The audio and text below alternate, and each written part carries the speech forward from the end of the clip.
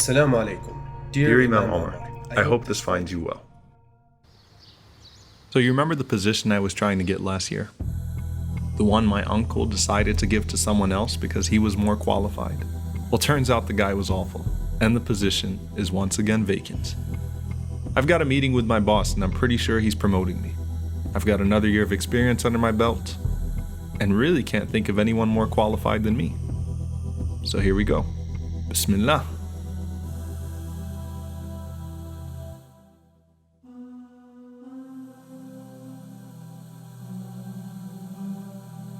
Apparently, my boss didn't think so.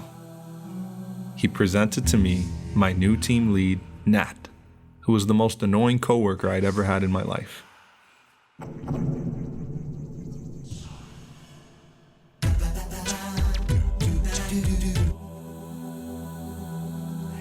It's one thing to have someone not appreciate you, but to have them disregard all of your hard work and effort is another.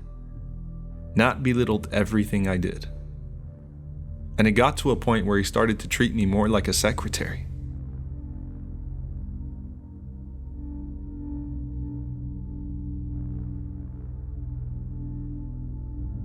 And apparently, I even stunk at that. And in his opinion, the coffee was cold.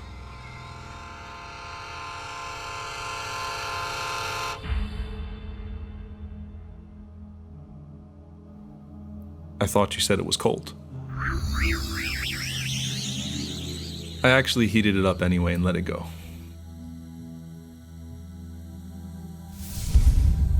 As if that wasn't enough, Nat decided that being my lead meant he could treat himself to anything that was mine whenever he felt like it.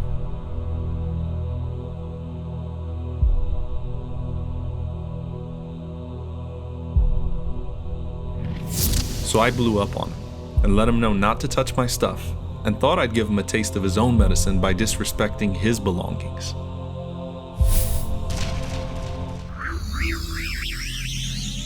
But I remembered the Prophet, peace be upon him, giving his food and clothes to people that rudely demanded it from him. So once again, I let it go. I gave Nat the benefit of a doubt and assumed that he didn't realize how obnoxious he really was. Until he made it very clear to me, he really didn't care much for me or my feelings. So I decided I'd show him I didn't care either, and that I'd just chill and work as I pleased.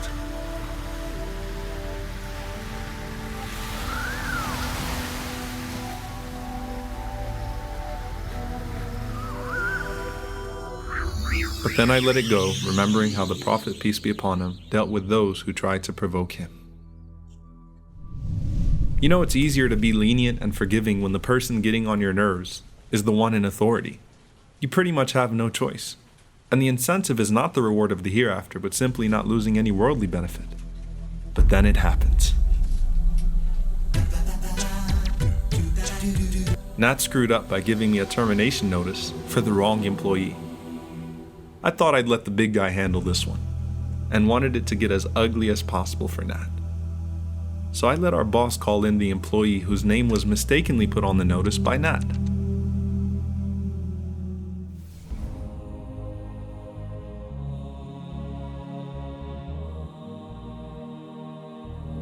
So Eric walks in having no idea why he was called, probably thinking he was getting a bonus. Instead, the boss tells him he's getting laid off because he's been late to work 12 times in the last month alone and wasn't meeting any of his deadlines. Eric insisted that none of that was true, and that's when I came into the picture. Like the natural investigator I was, I proceeded to point out to my boss how Nat incompetently put the wrong Eric on the termination notice and put us all in this super awkward situation.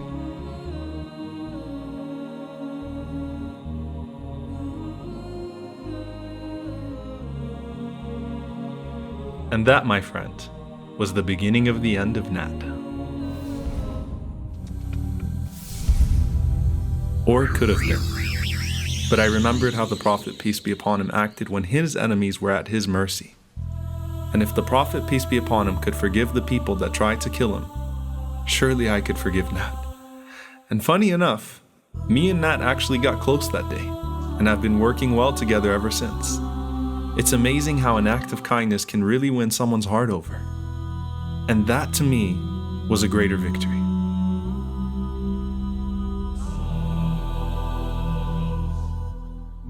One of the beautiful descriptions of the Prophet, peace be upon him, is that the more you increased in foolishness towards him or in anger towards him, the more gentle and kind he became. In essence, the more bad character you showed him, the more good character he would respond to you with.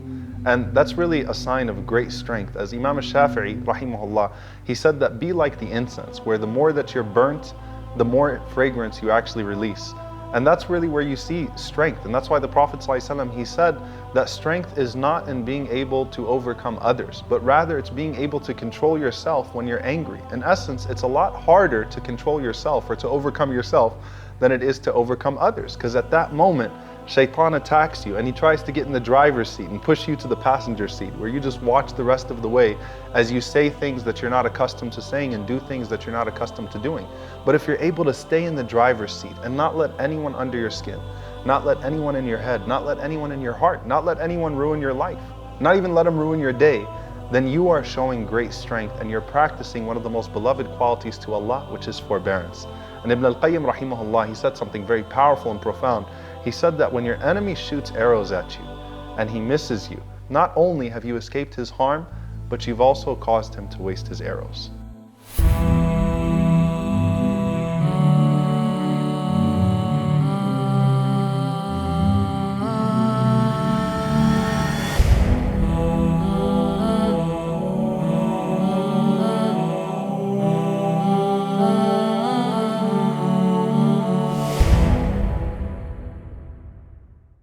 Assalamu alaikum.